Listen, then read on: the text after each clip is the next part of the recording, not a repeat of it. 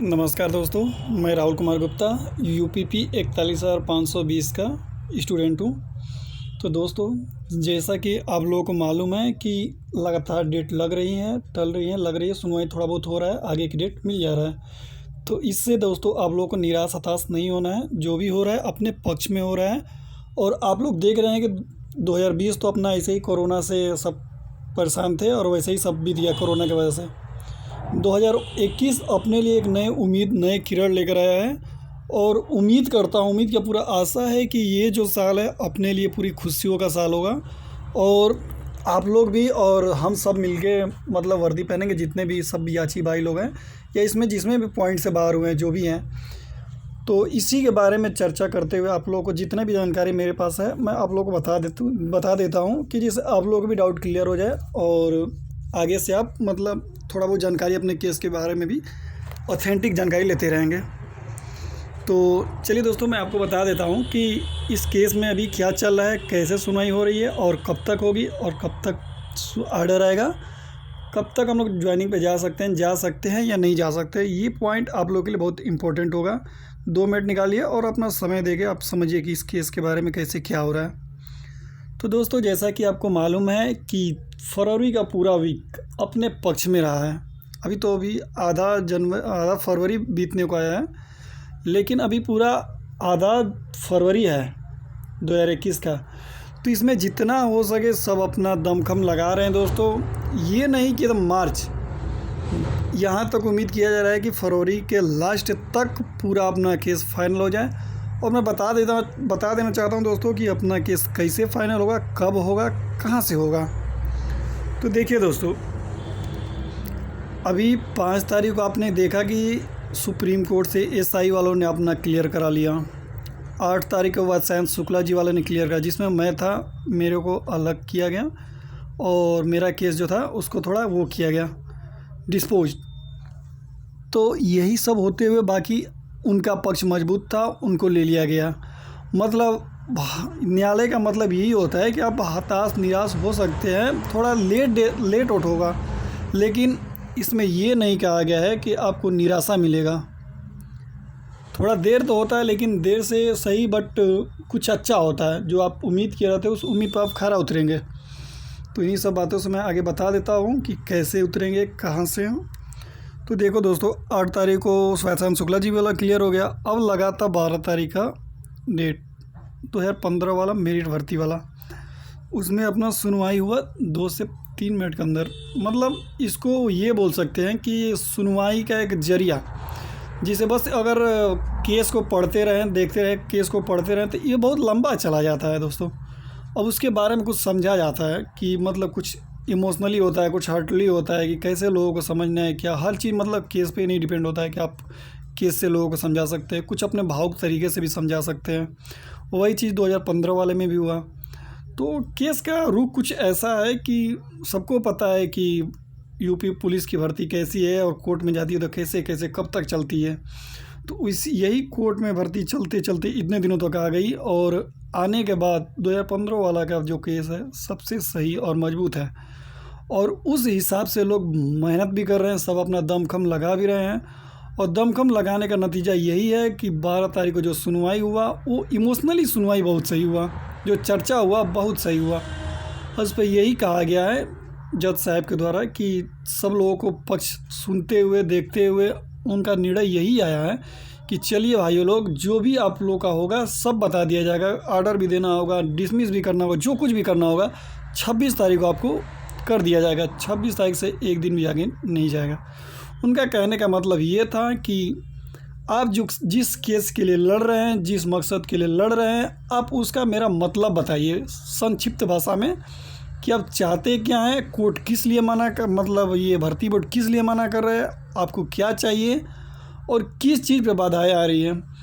आप मेरे को इस चीज़ पे एक संक्षिप्त, जिसको बोलते हैं फाइनल सबमिशन, वहाँ पे सबमिट करना होता है। अब देखो ये चीज़ क्या होता है, इसको एक मतलब अच्छे तरीके से समझ लेते हैं कि ये क्या चीज़ होता है, क्योंकि बहुत सारे बंदे को मालूम नहीं है कि फाइनल सबमिशन होता क्या है। इसको एक आसान भाषा में समझाने की कोशिश करूँगा, उम्मीद है कि आप समझ जाएंगे।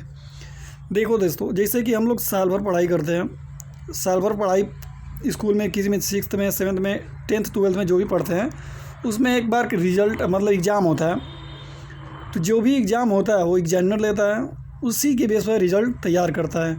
तो दोस्तों यही होता है कि आप साल भर क्या किए हो, कितना मेहनत की हो, ये आपके ऊपर डिपेंड करता है। एक दिन एग्जामिनर आता है, आपका एग्ज़ाम कराता है, एग्ज़ाम कराने के बाद आप उसको अपना कॉपी जमा कर देते हैं। कॉपी जमा करने के बाद एक डेट निर्धारित होता है कि किस दिन रिज़ल्ट घोषित किया जाएगा।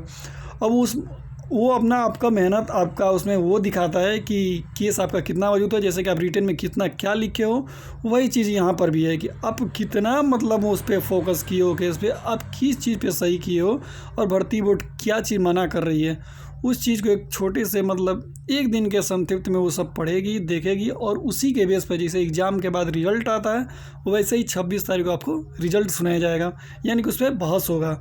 वो अपना मुद्दा रखेंगे कि हम क्यों नहीं देना चाहते, और नहीं देना चाहते तो उसी दिन फाइनल होगा क्यों नहीं देना चाहते, और देना चाहते हैं तो क्यों देंगे। मतलब जो कुछ भी अपना पक्ष मजबूत रखेंगे और उस दिन फाइनल होगा कि हाँ कौन केस जीतेगा कौन नहीं। यही सब बात है दोस्तों। उम्मीद है कि आप ये बात फाइनल सबमिशन में समझ गए होंगे। तो यही होता है कि आप कॉपी लिखे हो, आप जमा कर दो मास्टर जी के पास, अब वहाँ से वो आपको रिजल्ट वाले दिन घोषित करेंगे। 10 दिन 15 दिन बाद कॉपी चेक करके आएगा, तो उसके बाद मालूम पड़ेगा कि आप कितने नंबर से पास है या फेल है। तो वही चीज़ जज साहब करेंगे, उस दिन समझेंगे उस चीज़ को। अगर सही लगा तो आर्डर देंगे, अगर नहीं लगा तो फिर आप लोग समझ। और ऐसा नहीं है कि वो आर्डर नहीं देंगे, आर्डर देने का 100% चांस है। ऑथेंटिक जानकारी इन लोगों के पास क्या बोला, भर्ती बोर्ड के पास कुछ है नहीं कि हम क्यों नहीं मतलब कैरी फॉरवर्ड वाला नियम क्यों लागू किए हैं, इससे फ़ायदा क्या है। और अगर फ़ायदा है तो फिर इतने बच्चे यहाँ पे कोर्ट कचहरी वाला काम क्यों देख रहे हैं, सब पढ़ाई लिखाई छोड़ गए। और यहाँ पे एक और बात समझते हैं कि वो क्यों मतलब ये भर्ती क्लियर करना चाहते हैं और करेंगे कि नहीं करेंगे। अब यहाँ पर एक चीज़ समझ लेना बस दोस्तों, देखो चुनावी माहौल आ रहा है इस टाइम, तो योगी जी को अगले मार्च में मीटिंग कराना है। वही मीटिंग आगे जाकर उनको चुनावी माहौल को बनाएगा। अगर 6 महीना पहले से अगर चुनावी माहौल नहीं बनाएंगे तो फिर आगे जाके क्या करेंगे। यही एक बेरोजगारी और यही एक शिक्षा ऐसी चीज़ है जो उनकी सत्ता को पूरी डगमगा सकता है। तो यही चीज़ आपको उनको दिखाना है कि हमने 1,37,000 वैकेंसी क्लियर किया है, या उसमें भी कुछ कम बेसी है। क्योंकि अगर वो चीज़ पेश करते हैं, अगर उसमें भी लेकिन आएगा, उसमें भी दाग लगेगा, तो उस चीज़ की वो मतलब वो बहुत दोषी पाए जाएंगे। तो वो चीज़ चाहेंगे कि जो अभी तक हुआ गलतियाँ लास्ट में ही सुधारा जाता है, और वही सुधार के वो चीज़ ओके करेंगे और सोचेंगे कि इस चीज़ क्लियर कर दूं कि आगे हम लोग मतलब अच्छा छवि बना के फिर एक बार सत्ता में उतरे और लोगों का अपना दिल जीत सके। तो यही सब बात है दोस्तों। योगी जी बाबा जी नहीं चाहेंगे कि हमारा भी कुछ नुकसान हो, और स्टूडेंट लोग तो सोच ही रहे हैं कि कब जॉब मिले, देश सेवा करने का मौका मिले। तो यही सब बात है दोस्तों। अब बस वेट करो 26 फरवरी का। 26 फरवरी से मतलब नहीं लगता है कि डेट इधर उधर होगा, जो भी होगा उस दिन फाइनल होगा। और क्यों होगा ये तो मैंने बता दिया। अब 1 मार्च की भी डेट लगी है, तो दोस्तों अगर सोचो ये 2015 वाला है, नियमावली सब कुछ जो है अपना ही है, कैसे क्या होगा। लेकिन उस दिन अगर 26 तारीख को पूरा आर्डर आ जाता है, तो आर्डर तो आने के पूरे चांस है, आएगा भी और फाइनल आएगा वहाँ पे। अब वहाँ पे कोई रोक टोक नहीं रहेगा कि क्या नहीं, क्यों, कब, कैसे आया। जो भी करना होगा 26 तारीख को सब कुछ हो जाएगा। तो यही सब बात है दोस्तों। बाकी आप लोग चिंता ना करें, जो बोल रहे हैं कि डेट लग रहा था फिर हर फाइनल बहस हो रहा था, तो मैं बता दूं कि हर फाइनल बहस के पीछे भी एक बहस होता है जो लोगों को नहीं बताया जाता। ये जो है एकदम ऑथेंटिक रूप से है कि साफ एक मिरर की तरह दिख रहा है कि अगर ये फाइनल बहस है तो कैसे है, आप इस पर समझ सकते हैं। फाइनल सबमिशन का मतलब समझ सकते हैं। जज साहब भी समझेंगे मतलब इतना दिन से क्यों घुमाना इधर उधर। भर्ती बोर्ड भी अगर सही है तो बोलेंगे कि चल डिसमिस करते हैं, मतलब ज़्यादा उसमें कोई ताम झाम नहीं है। जब हम 2 लाइन में समझ जाते हैं, उस चीज़ को तो पढ़ते हुए उनको सालों साल लग गए हैं आते समझते हुए, और वही चीज़ बस 2 लाइन में बस समझ जाएंगे कैरी फॉरवर्ड नियम गलत है, सीट खाली छोड़ दिया जा रहा है। उस चीज़ में बस एक ही बात बोलेंगे कि ये चीज़ गलत है तो आप भरो, इस चीज़ को नियम को चेंज करो और इस चीज़ बच्चों को लो, क्योंकि यही उनकी मांगे हैं। इसी वजह से वो कोर्ट कचहरी वाला काम कर रहे हैं, सब कुछ अपना छोड़ के।